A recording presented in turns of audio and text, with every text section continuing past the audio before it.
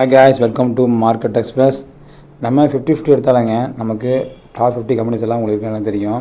அதில் அட்மோஸ்ட் நமக்கு third place இருக்குது பார்த்திங்க அப்படின்னா பாரத் ஏர்டெல் தாங்க. இப்போ இதை பற்றி ஏன் நான் பேசுகிறேன் அப்படின்னா கண்டிப்பாக இன்ஃபர்மேஷன் இருக்குது உங்களுக்கு.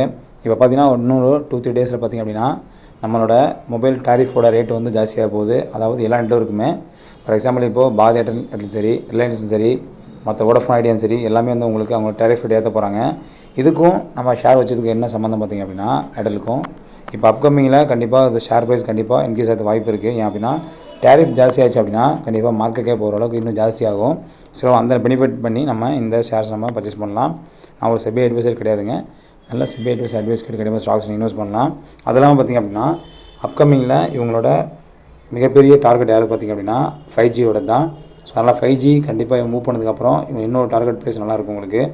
இது பார்த்திங்கன்னா அரௌண்டாக எக்ஸ்பீரியன்ஸ் இருக்காங்க அப்படின்னா க்ரோ ஆப்பில் கிட்டத்தட்ட 97.73% வந்து பார்த்திங்கன்னா பை ஆர்டர்ஸ் அவங்களுக்கு கிடச்சிருக்கு. இவங்களோட எக்ஸ்பெக்ட் என்ன சொல்கிறாங்கன்னா மிகப்பெரிய மார்க்கெட் கேப் மற்ற எந்த நெட்வொர்க் இல்லாத நெட்வொர்க் பார்த்திங்கன்னா இவங்களோட மார்க்கெட் மிக பெருசு இருக்குது. அதில் டெப்ட்டு வந்து பார்த்திங்கன்னா 2.63 இருக்குது. ஏன் டெப்ட்டு ஜாஸ்தி இருக்குது அப்படின்னு பார்த்திங்கன்னா எல்லாமே இவங்களோட ப்ராசஸிங் 5Gக்காக கொண்டு வரதுனால இவங்க